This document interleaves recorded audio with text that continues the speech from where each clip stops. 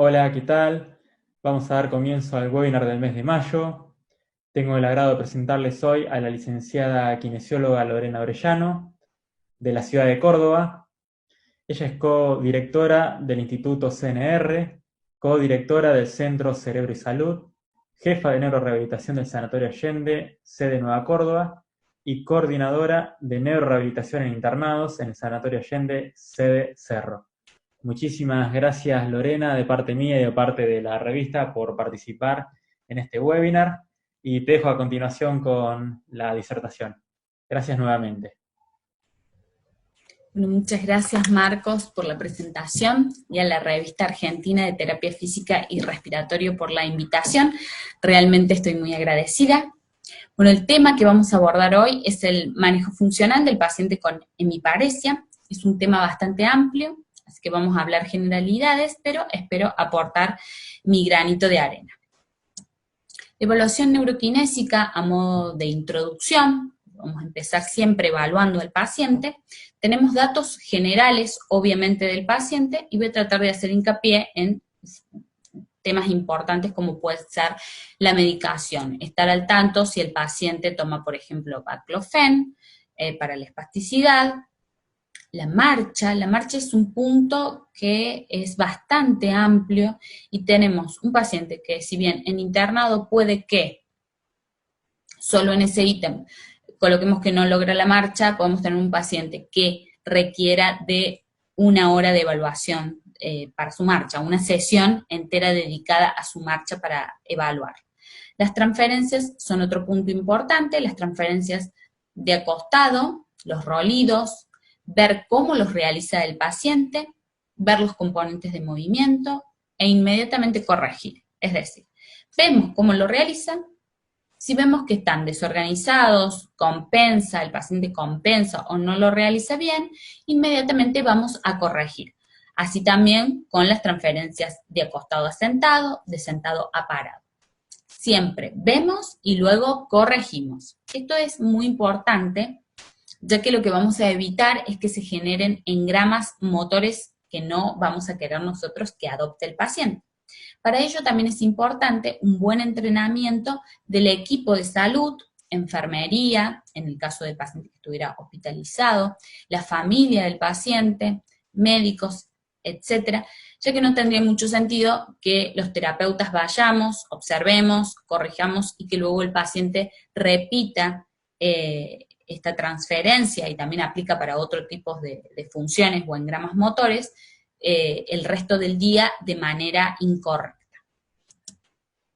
La postura también es bastante amplio, pero podemos identificar pacientes en estadio agudo, en el internado, donde podemos ver que el paciente, por ejemplo, está desalineado, que su postura tiene falta de alineación. Y de ahí ya empezar a inspeccionar, indagar sobre si el paciente es consciente, por ejemplo, preguntándole al paciente que se coloque en lo que él considera su línea media, y de ahí podemos determinar si este paciente está cursando con algún trastorno sensorial, alguna heminegligencia.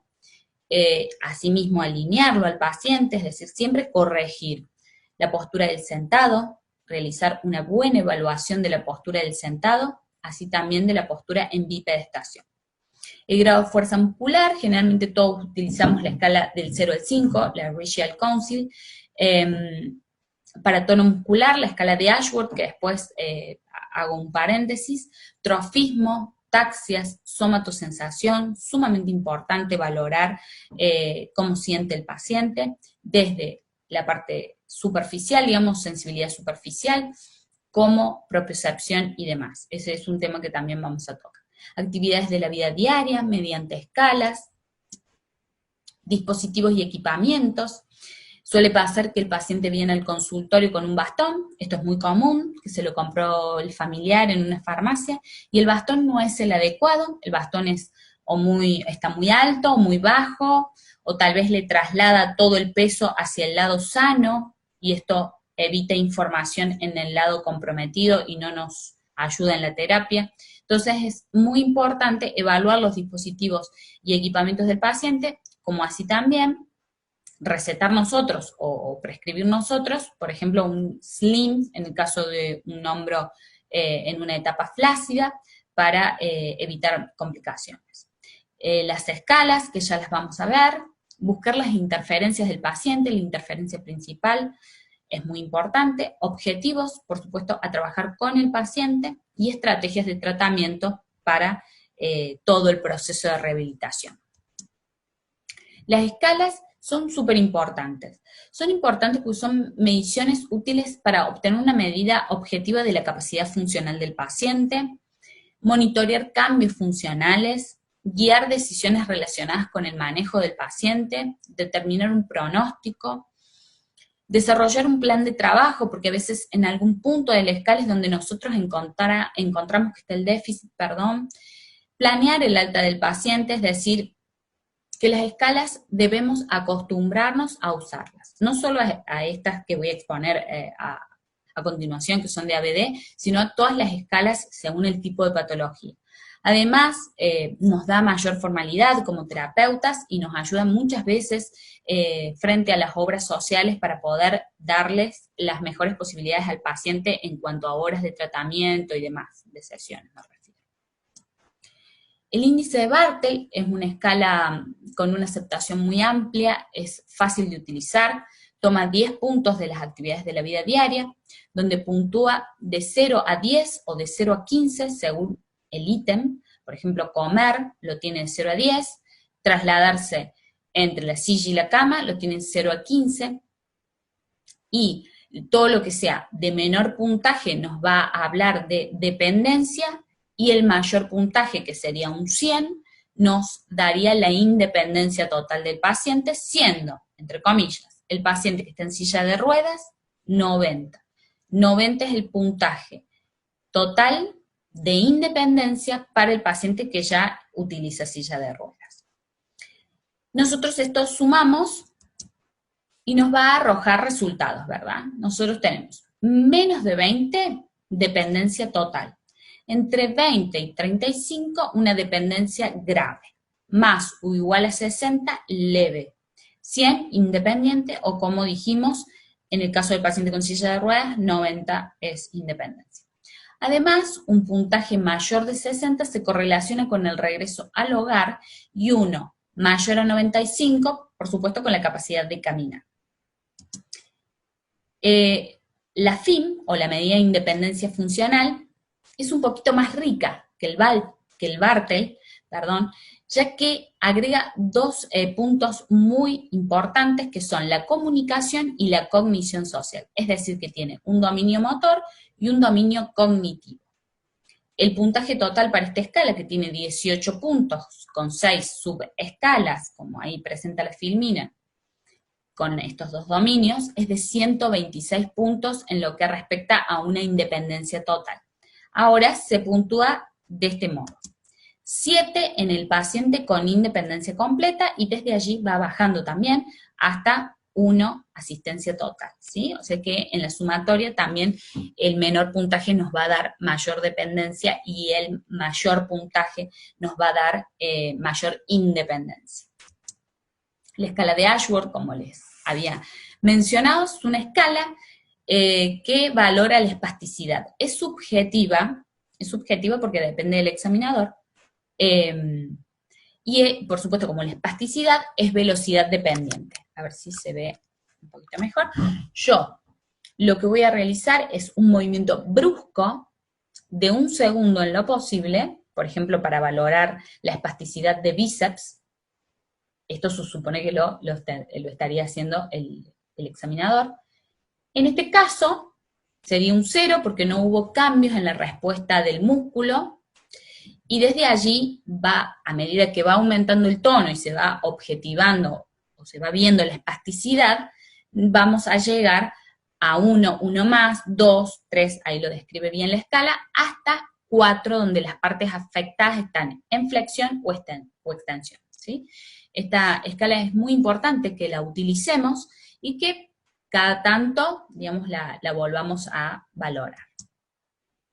Para introducirnos ya en lo que es rehabilitación, estamos hablando sobre todo de lo que era evaluación, me gusta esto que postuló Neurology and Neuroscience en 2005, que dice que los malos hábitos y estrategias compensatorias luego de una ACV o injuria cerebral pueden ser más difíciles de reorientar que si una estrategia óptima fuera ofrecida a partir de las primeras oportunidades.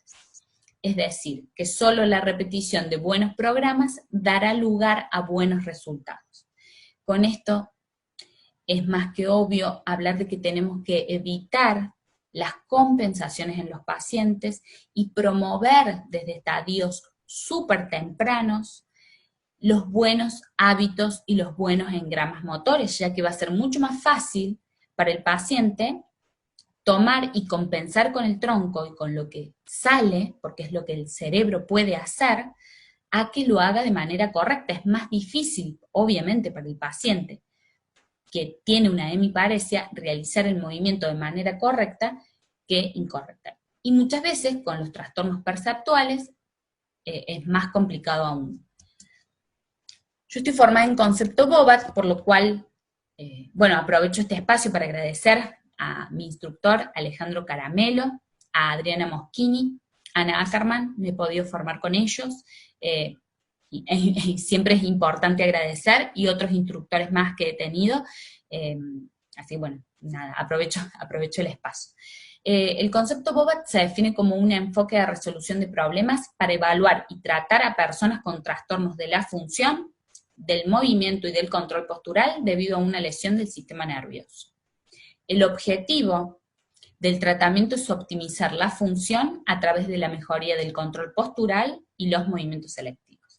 Es decir, cuando volvemos a hablar del control postural y los movimientos selectivos, hablamos de la calidad de movimiento. Y esto es algo muy importante, porque antes yo creo, o tal vez hay algunas corrientes que van a la cantidad, o a veces los mismos familiares o médicos nos piden a los terapeutas cantidad, o sea, que el paciente rápidamente camine, que camine más metros y que haga más.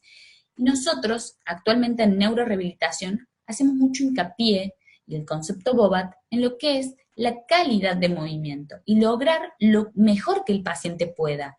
Una vez que trabajemos sobre eso, obviamente después vamos a trabajar sobre la cantidad. La relación evaluación-tratamiento que se plantea también es muy interesante y seguramente la conocen. En primer lugar, evaluar la función. Siempre vamos a estar hablando de función. Función que vamos a pactar con el paciente según su estilo de vida, lo que el paciente desea, lo que el paciente quiere, y no una función que a mí se me ocurrió, sino que la vamos a pactar con el paciente. El nivel funcional para evaluar elementos positivos, que puede ser el potencial, y negativos. Por ejemplo, un paciente que plantea como función la marcha, cuestión que es muy común, y la marcha no es una función en sí misma, sino un medio para realizar una función, pero es muy común que el paciente diga, yo quiero caminar. Bien. Entonces, en el nivel funcional nosotros podemos decir, el potencial que tiene es que camina. El paciente puede, de hecho, marchar. Pero dentro de los elementos negativos, problemas o interferencias tenemos, por ejemplo, una traba mecánica de rodilla, un tronco que colapsa. Bueno, nosotros vamos a elegir una interferencia para trabajar una mini meta. Para esto vamos a plantear hipótesis. Por ejemplo, en una traba mecánica de rodilla podemos pensar o postular que es el cuádriceps espástico que nos lleva a hiperextensión la rodilla.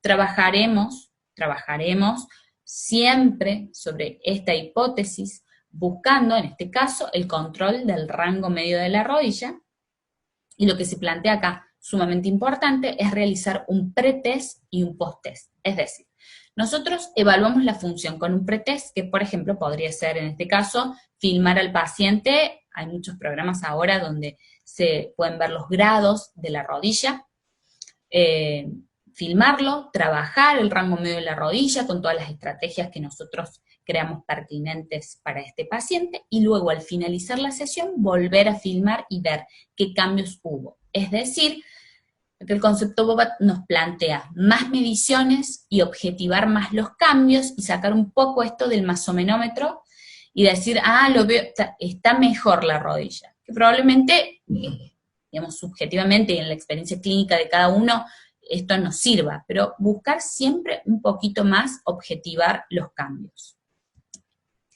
La función, ¿qué función? Bueno, un poco más de lo que ya dije, que el paciente quiere hacer, respetando sus deseos, sus gustos, pero así también tenemos que redireccionar cuando el paciente plantea funciones que son muy complejas o son imposibles. A veces, por ejemplo, si este paciente, ejemplo, nos dice que quiere correr con una traba mecánica de rodilla y con un colapso de tronco, evidentemente yo no le voy a permitir correr si previamente estuve hablando que no debo dejar que engramas motores anómalos se instauren y demás. Entonces yo hablaré con el paciente y le daré una dirección a esta función que sea más acorde a las posibilidades de este paciente. Y este es un dato que hay que tener en cuenta porque los pacientes a veces, obviamente, quieren recuperarse y proponen cosas que no son tan realistas, digamos. Trabajar si es necesario fragmentando la mini meta y siempre proporcionar un desafío. Este es un punto muy importante. Es muy común y realmente es muy común que el paciente llegue a terapia, se acuesta en la camilla, viene el terapeuta, elonga el paciente, la pierna del paciente, lo sienta, trabaja tronco y eso pasa 1, 2, 3, 4, 5 sesiones. El paciente en ningún momento ahí se vio desafiado. Los desafíos son un tema muy importante. La capacidad de los individuos para adaptarse plásticamente, lo que les permite afinar su comportamiento motor, es la base por la cual los pacientes tienen la posibilidad de recuperarse de una lesión sufrida. Es decir, debemos desafiar al paciente para ganar plasticidad neuronal. Si hacemos siempre lo mismo, la misma receta, digamos, el paciente no va a tener desafío. Entonces no vamos a poder lograr una mejoría, porque se genera habituación, acostumbramiento, hasta desmotivación, que es algo que vamos a ver ahora también. Cuando se alcanza una meseta, esto no quiere decir que no podemos esperar más plasticidad. Debemos ofrecer al paciente más desafíos o cambiar el tratamiento. Es típico que el paciente, sobre todo con accidente cerebrovascular, ya después de un tiempo de rehabilitación, se amesete. Esto puede suceder, pero no significa que no vamos a lograr más cosas. Tenemos que buscar más desafíos, tenemos que ir por otras vías, cambiar el tratamiento si es necesario. Para esto es clave la motivación. El desafío debe estar ligado con la motivación. La motivación es el factor más poderoso para el éxito de la recuperación, y realmente lo es. Si el paciente se encuentra motivado y realmente involucrado con la terapia, es mucho más probable que obtenga mejores resultados que aquel paciente que va todos los días a hacer lo mismo sin tener esa motivación. En esta foto se ve un terapeuta que evidentemente al ofrecerle una pelota de básquet está motivando, porque probablemente el paciente tiene ahí relación y deseos con respecto al deporte.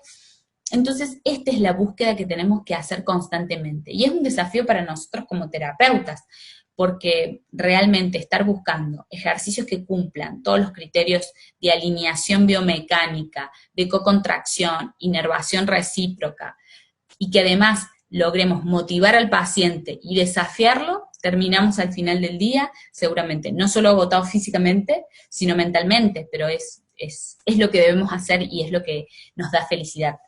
Seguramente coinciden conmigo en esto. Y bien, el movimiento debe ser funcional. Ya no hablamos más de un comportamiento motor del movimiento. El movimiento está constituido por el sistema perceptual, sensorial, cognitivo, musculoesquelético, neuromuscular, emocional y del medio interno. Es un todo. Y de este modo lo tenemos que trabajar. Así también, el movimiento surge de la interacción de individuo, tarea, ambiente o entorno.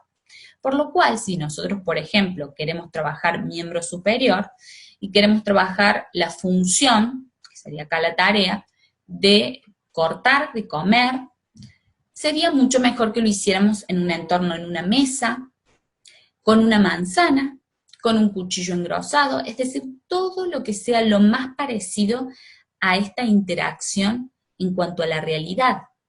En la marcha, por ejemplo, no es solo que el paciente camine por el gimnasio, sino que es llevarlo a sorteo de obstáculos, es tal vez, nosotros llamamos taxonomías cerradas y abiertas, es tal vez, taxonomía cerrada sería dentro del consultorio. Hay en alguna etapa del tratamiento donde tenemos que llevarlo a la vida real, afuera del consultorio, porque eso es el entorno real donde nosotros se supone que vamos a reinsertar al paciente. Entonces, debemos llevarlo a la calle, con otro tipo de terrenos, al supermercado, o a algún lugar que tengamos cercanos para trabajar con el paciente, interacción de la gente que pasa, que viene. Todos estos aspectos debemos tenerlos en cuenta. Entonces si nos acordamos de que es individuo, tarea, ambiente, o individuo, tarea, entorno, la interacción, siempre al momento de trabajar, vamos a trabajar un poquito mejor. No es trabajar el paciente con una pesa, no es trabajar el paciente que flexione y extienda la rodilla, es realmente darle una función en un entorno acorde.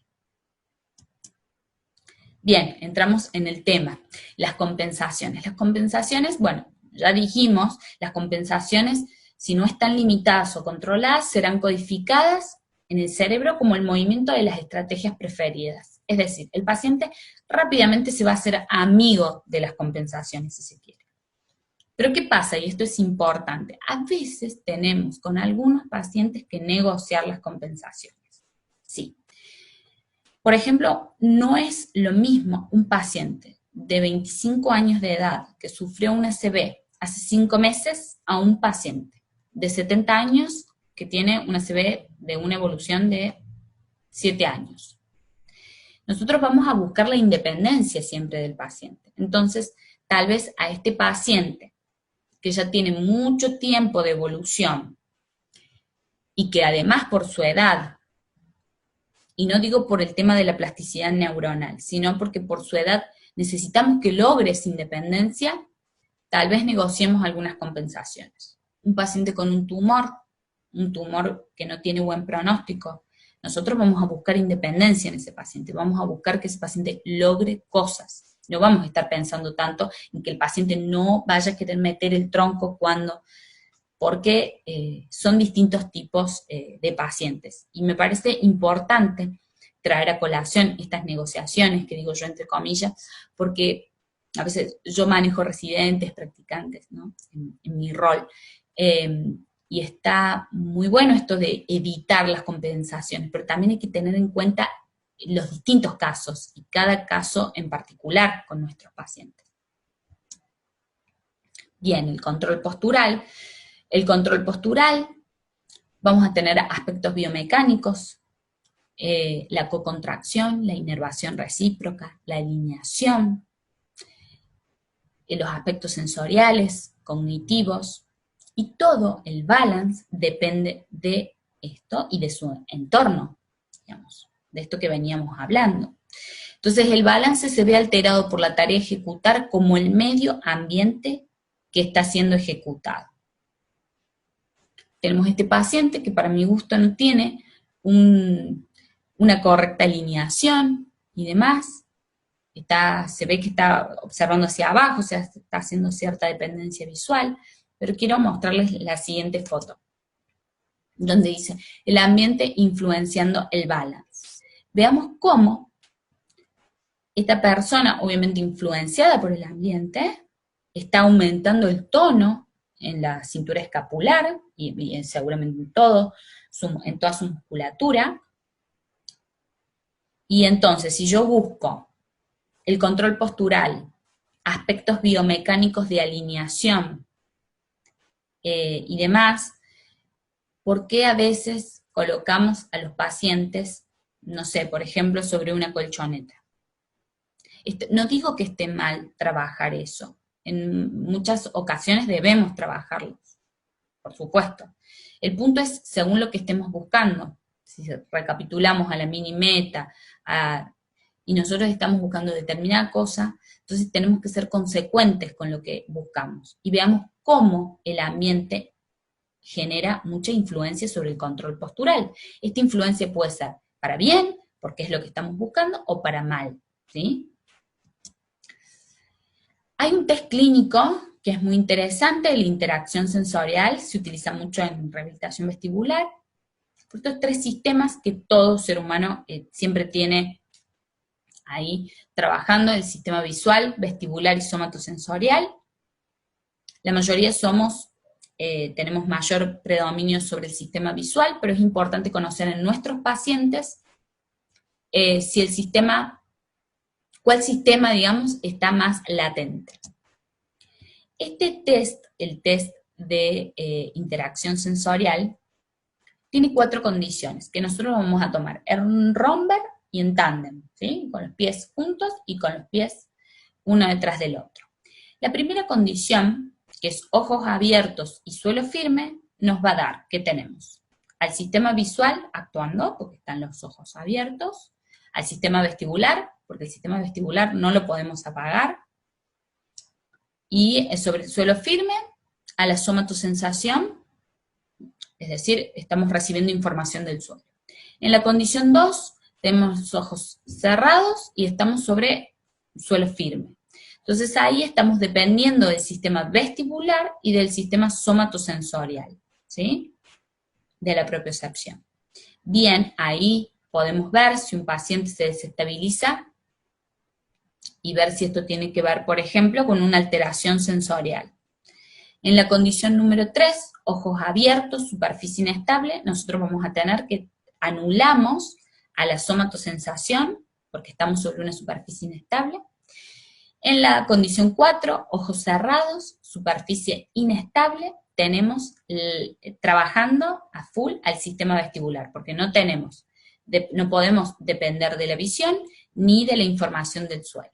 Entonces, tener este test realizado con nuestros pacientes, si bien obviamente todos los aspectos biomecánicos y demás para tomar el test lo tenemos que realizar, vamos a ver si el paciente es dependiente visual, si tenemos algún trastorno sensorial que no pudimos pesquisar antes en la evaluación, y lo realizamos, es importante. Así como también la evaluación de estrategias motoras anticipatorias y reactivas, que para explicar esto, quiero pasar a esta imagen.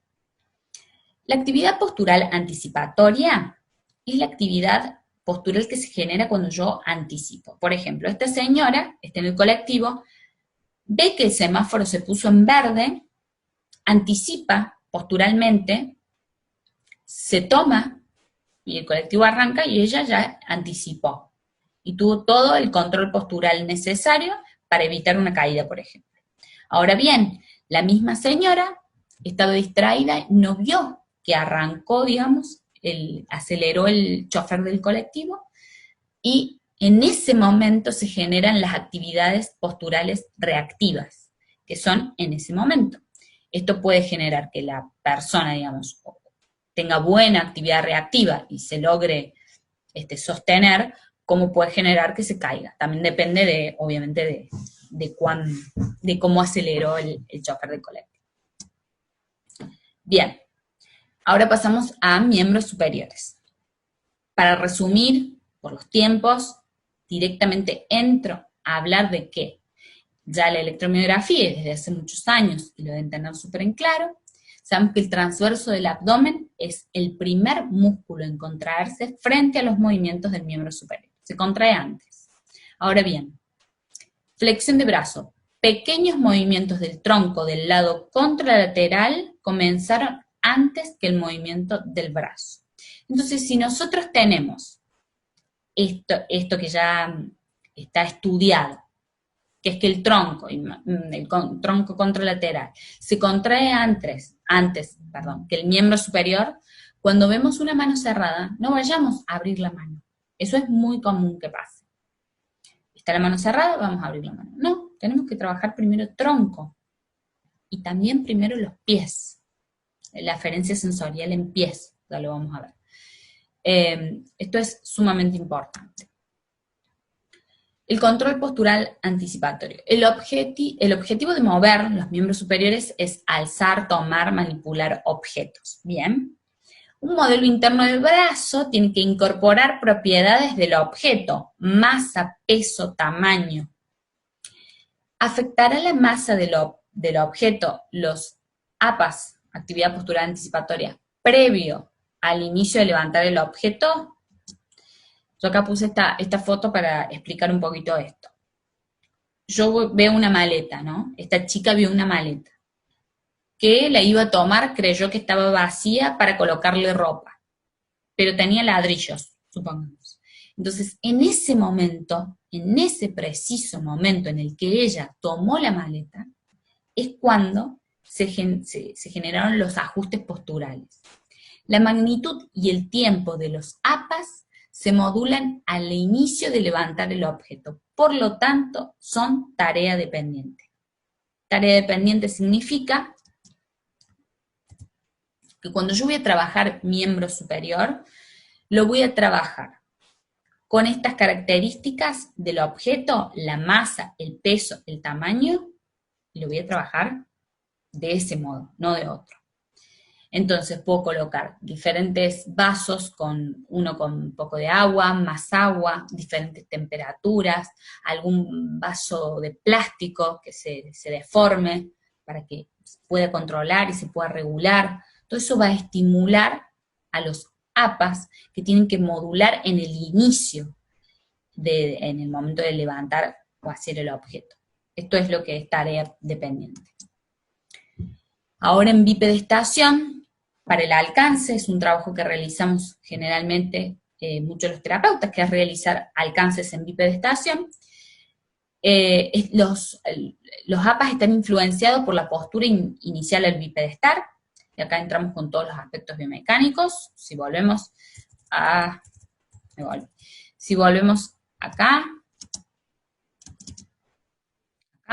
este paciente, ¿estaría preparado para realizar un alcance? Yo diría que no, porque no está alineado, porque no cumple con los aspectos biomecánicos al bipedestarse para realizar un alcance, ¿sí? Tal vez sí con su miembro superior sano, el otro está equipado, habría que ver bien cada caso, pero que no sé si se entiende al punto que quiero llegar. Nivel de estabilidad postural. Tenemos que tener un buen nivel de estabilidad postural. Esto hay que trabajarlo previamente. Información sensorial cutánea desde los pies. Hay que trabajar mucho la información sensorial en los pies. Esto es importante incluso antes de trabajar el tronco. Procesamiento sensorial, dirección del alcance, por supuesto, y objeto a alcanzar, por supuesto. Entramos en lo que es Core Stability, perdón que vayamos tan rápido, pero es por una cuestión de tiempo. Es la coactivación de los músculos profundos posturales del tronco inferior para controlar la influencia de la gravedad antes que se muevan las extremidades. Así el resto del cuerpo se puede mover selectivamente. Brazos, tronco superior, cabezas y piernas. ¿Qué pasa con el tronco superior? El tronco siempre está puesto para nosotros como una parte de estabilidad, lo cual es correcto, porque es la parte más estable, si se quiere, pero eso no quita que el tronco deba tener movimientos selectivos. Nosotros tenemos que tener un tronco estable para tener mejor posibilidades de movilidad en miembros superiores y en miembros inferiores, pero el tronco también tiene que tener selectividad de movimiento. No podemos ahí pisarnos entre estabilidad versus rigidez. Ya sabemos, por otros tipos de pacientes, que el tronco rígido trae como consecuencias, o las fijaciones de tronco, un montón de otros déficits. Entonces, no debemos perder eso. Dentro de lo que es tronco, tenemos que trabajar la estabilidad de tronco, pero con selectividad de movimiento en tronco. O sea, el tronco tiene que ser estable, pero móvil para realizar todo esto. Realizar movimientos selectivos del tronco es fundamental para mantener el centro de gravedad dentro de la base de apoyo durante los ajustes posturales estáticos y dinámicos, o sea, el balance. No podríamos no tocar el tema de la escápula si hablamos de miembro superior. La escápula tiene un rol sumamente importante. Nosotros no podemos trabajar un alcance si la escápula no está en su postura ideal, si no tiene su setting escapular.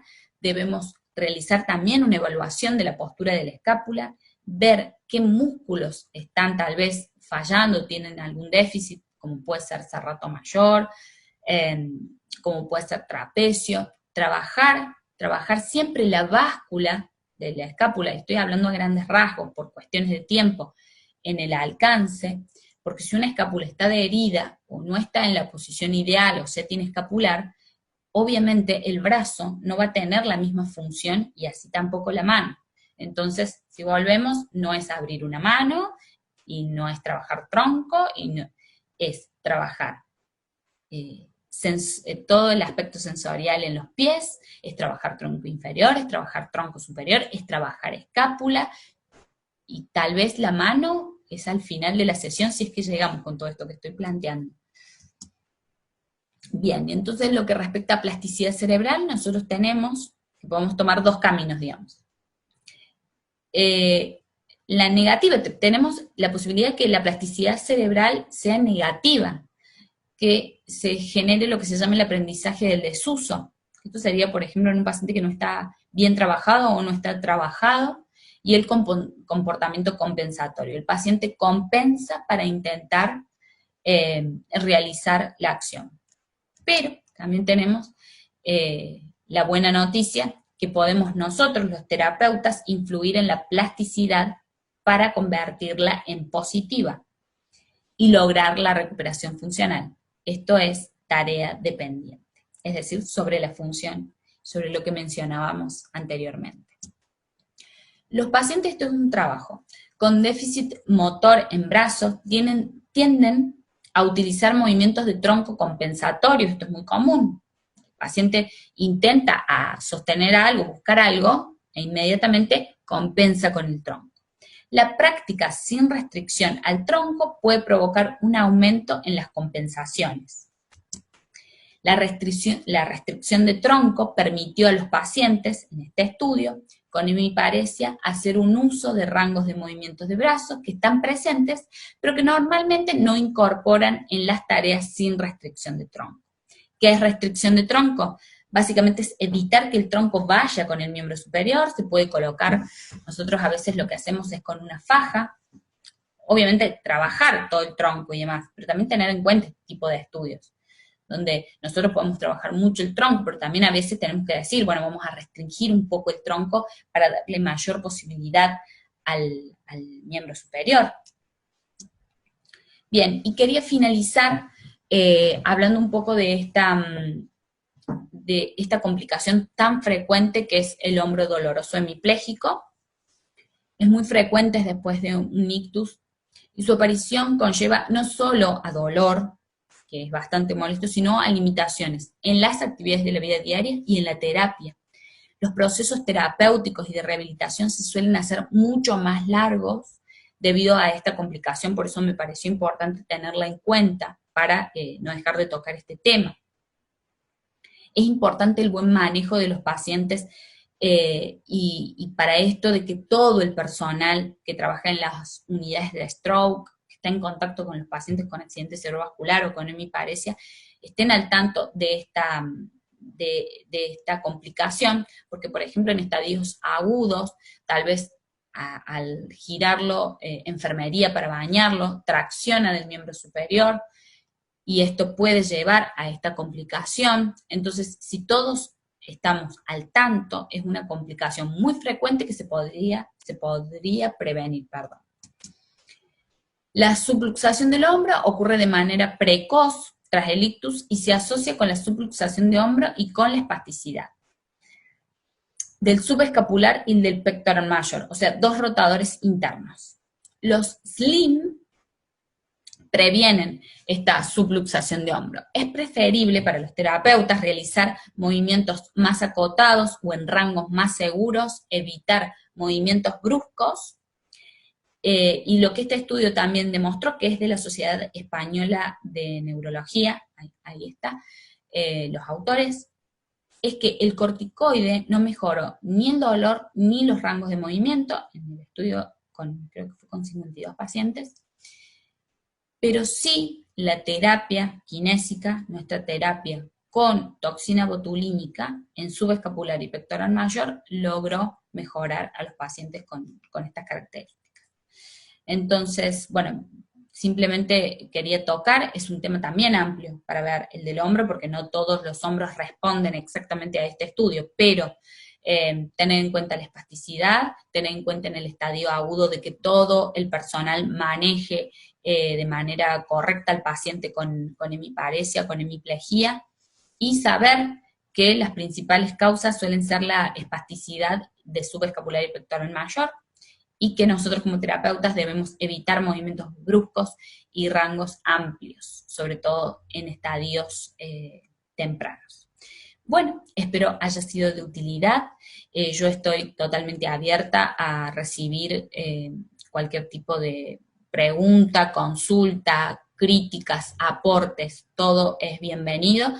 Lo más lindo que hay es poder generar debates y si se puede dar algún otro tipo de digamos, de webinar o en este momento de reunión vía online para tocar estos temas, realmente muy predispuesta, y vuelvo a agradecer a Marcos y a la revista. Así que bueno, muchas gracias con esta frase de Einstein que me parece muy, muy rica, porque dice, si buscas resultados distintos, no hagas siempre lo mismo. Muchas gracias.